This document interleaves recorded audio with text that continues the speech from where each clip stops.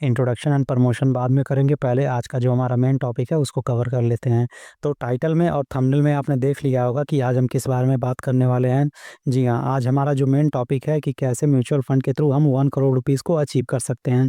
देखो, आप चाहो तो 1 करोड़ ही नहीं बल्कि 5 करोड़, 10 करोड़, 15 करोड़, 20 करोड़ रुपए भी म्यूचुअल फंड के थ्रू अचीव कर सकते हो, ये कोई बड़ी बात नहीं है। लेकिन जो इसमें मेन प्रॉब्लम है कि समय कितना लगेगा, आज इसके बारे में हम बात करने वाले हैं। तो यहाँ पे मैंने एक एग्जांपल लिया है, टारगेट है हमारा 1 करोड़ रुपीस, अगर मैं म्यूचुअल फंड में एसआईपी के थ्रू इन्वेस्टमेंट करता हूँ तो कितना समय लगेगा। देखो, ये 1 करोड़ रुपीस अचीव करने के लिए 2 चीज़ें आपको चाहिए। पहला, और ये है आपका दूसरा, कि आप कितना मंथली निवेश कर रहे हो। बहुत सारे लोग हैं, मान लो कोई कह रहा है कि मैं 5,000 रुपये पर मंथ निवेश कर सकता हूँ, कोई कह रहा है कि मैं भाई 10,000 रुपये मंथली डाल सकता हूँ, कोई आ गया कह रहा है कि मैं 50,000 रुपये पर मंथ इन्वेस्टमेंट कर सकता हूँ। तो सबका जो इन्वेस्टमेंट अमाउंट है अलग-अलग है, इसलिए जो टाइम पीरियड होगा इस टारगेट को अचीव करने के लिए वो भी अलग-अलग होगा। क्योंकि जो 50,000 रुपये पर मंथ की एसआईपी कर रहा है वो जल्दी अचीव कर लेगा, और जो 5,000 रुपये पर मंथ की एसआईपी कर रहा है उसको समय लगेगा। दूसरा फैक्टर ये भी है कि आपको रिटर्न कितना मिल रहा है, क्योंकि म्यूचुअल फंड में कई तरह के फंड होते हैं, कुछ कम रिटर्न देते हैं, कुछ ज़्यादा रिटर्न देते हैं। तो यहाँ पे मैंने बेसिकली 3 कैटेगरी लेके रखा है। पहला है आपका लार्ज कैप फंड, दूसरा है मिड कैप फंड और तीसरा है आपका स्मॉल कैप फंड। और ये जो रेट ऑफ रिटर्न मैंने अज़्यूम किया है, ये लोवेस्ट साइड पे लेके मैंने रखा है, ठीक है? अब ऐसा नहीं है कि कोई कह दे भाई मिड कैप में तो मुझे 18% 20% का रिटर्न मिलता है, मिलने को उतना भी मिलता है। बहुत सारे स्मॉल कैप फंड भी हैं जो 20% 22% का रिटर्न बना के देते हैं।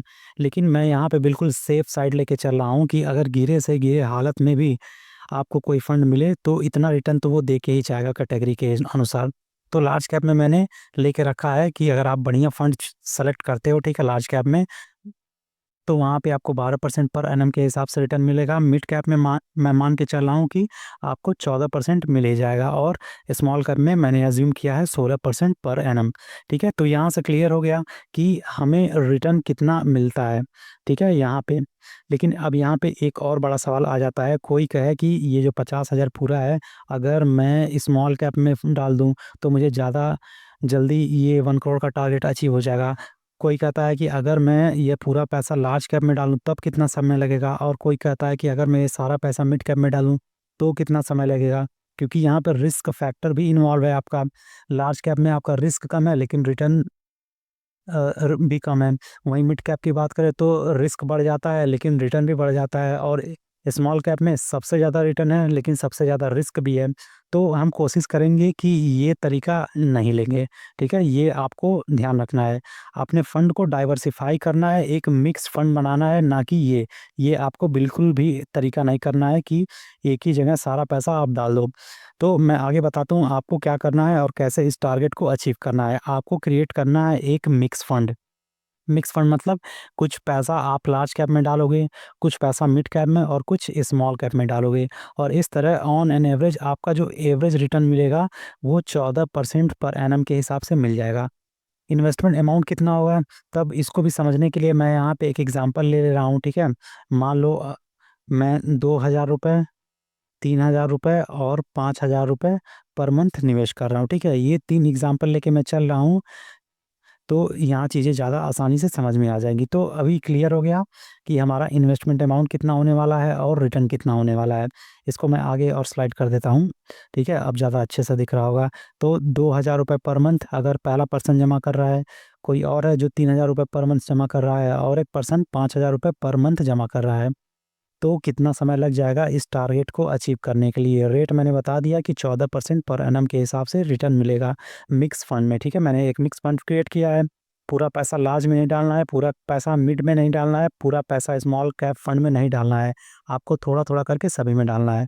एग्ज़ाम्पल के लिए यहाँ पे मैं बता दूँ, मान लो आपके पास 2,000 रुपये सेव हो रहा है, तो इसमें से क्या कीजिए कि 500 रुपये आप स्मॉल कैप में डाल दीजिए, 1,000 रुपये आप लार्ज कैप में डालिए और बाकी 500 रुपये आप मिक्स फंड में डाल दीजिए। तो इसी अनुसार आपको चेक कर लेना है कि तीनों में आप बराबर-बराबर डाल दो, ठीक है? अब यहाँ पे एक और क्वेश्चन आ सकता है कि ये जो अमाउंट है 2,000, 3,000, 5,000 आपने इतना ही क्यों लिया है? भई यहाँ पे जो मैं बातें कर रहा हूँ वो lower middle class, poor class या फिर मिडल क्लास के अकॉर्डिंग बात कर रहा हूँ। मैं यहाँ हायर क्लास या फिर रिच क्लास की बात नहीं कर रहा हूँ, क्योंकि उनके पास बहुत सारे अदर ऑप्शन हैं वेल्थ क्रिएशन के। लेकिन जो हमारी इस तरह की सोसाइटी है, मिडिल क्लास, पुअर क्लास या फिर लोअर मिडिल क्लास से जो लोग बिलोंग करते हैं, वो ज़्यादातर इतना ही सेविंग कर पाते हैं मंथली। तो इस पैसे को अगर वो निवेश करना चाहे म्यूचुअल फंड में, तो कैसे करेंगे, यहाँ पे वो चीज़ मैं बता रहा हूँ। ठीक है, तो यहाँ से क्लियर हो गया कि 14% का हिसाब है रिटर्न का। ठीक है, और 2000 पे कितना मिलेगा, 3000 पे कितना मिलेगा, 5000 पे कितना मिलेगा, इसको मैं आगे आपको बता रहा हूँ। तो यहाँ पे सारी चीज़ें साफ-साफ लिखी हैं कि अगर आपको 1 सीआर तक पहुँचना है, ठीक है? तो मंथली अगर आप ₹2000 पर मंथ निवेश कर रहे हैं, तो इस टारगेट तक आपको पहुँचने में 25 साल लग जाएँगे। और अगर आपका जो इन्वेस्टमेंट है, केवल 1000 और बढ़ा देते हो, मतलब कि ₹3000 पर मंथ करते हो, तो समय थोड़ा-सा कम हो जाएगा, मतलब कि 23 साल में आपके पास जो वेल्थ हो क्रिएट होगा, वो 1.10 सीआर होगा, मतलब 1 करोड़ 10 लाख रुपए हो जाएँगे। वहीं जिसने ₹5000 पर मंथ इन्वेस्टमेंट किया होगा, तो 20 साल उसको लगेगा, 20 साल में उसके पास जो कुल वेल्थ क्रिएट होगा, 1 करोड़ 13 लाख रुपए ईज़िली हो जाएगा। अच्छा, इन सभी चीज़ों में एक जो सबसे इम्पोर्टेंट चीज़ है, वो मैं आपको बता दूँ, ये सारा जो कैलकुलेशन लिखा गया है, इसमें आपको अपना जो मंथली अमाउंट है, उसको स्टेप अप करना है हर साल 10% से। इस चीज़ को आपको ध्यान रखना है। इसका क्या मतलब है कि हर साल से 10% मैं स्टेप अप करूँगा। एग्ज़ाम्पल के लिए मान लो अगर ये है 2025, ठीक है? 2025 में आपने ₹2000 पर मंथ से स्टार्ट कर दिया। अब 2025 के बाद आ गया 2026, ठीक है? तो क्या इस साल भी आप ₹2000 पर मंथ जमा करोगे? नहीं, आप इसे 10% से बढ़ा दोगे। मतलब कि 2026 से आपका जो इन्वेस्टमेंट अमाउंट होगा ₹2200 पर मंथ होगा। इसी तरह 1 साल और बाद 2027 आएगा, तो फिर आप इसे क्या करोगे, प्लस 10% कर दोगे। तो कुछ अमाउंट होगा, वो आप मंथली दोगे। तो ये चीज़ आपको ध्यान रखना है। नॉर्मल एसआईपी नहीं करना है, आपको स्टेप अप एसआईपी करना है। तो ये रहा आपका अमाउंट, ठीक है?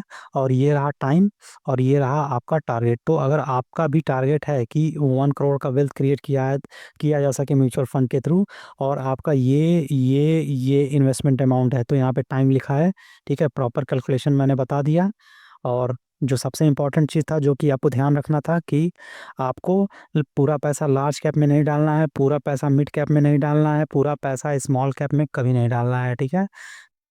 स्मॉल कैप में डाल देंगे, कहीं ऐसा फंड आपने चुन लिया जो लंबे समय में भी आपको घाटा दे दे, तो सारा पैसा आपका डूब जाएगा। वहीं लार्ज कैप में अगर आपने सारा पैसा डाल दिया, तो यहाँ तो आपका पैसा सुरक्षित रहेगा, लेकिन उतना वेल्थ नहीं क्रिएट हो पाएगा, समय ज़्यादा लग जाएगा।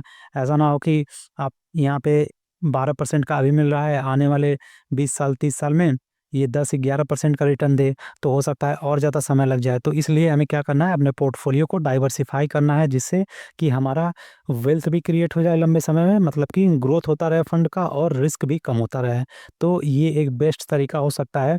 अगर ये आपका टारगेट है 1 सीआर का आने वाले समय में, तो इस तरह अगर आप इन्वेस्टमेंट करोगे, तो ईज़िली ये टारगेट को अचीव कर पाओगे। तो आई होप ये सारी चीज़ें आपको समझ में आ गई होंगी कि आपको कैसे इन्वेस्टमेंट करना है। बाय द वे, इंट्रोडक्शन की बात है, तो चैनल का नाम आप जान ही रहे हो, गौतम जलवंशी इस चैनल का नाम है। और अगर ये चीज़ें आपको अच्छी लगी हों, तो प्लीज़ आप इसे लाइक कीजिए, शेयर कीजिए एंड सपोर्ट कीजिए, ठीक है? सब्सक्राइब भी कर दीजिएगा।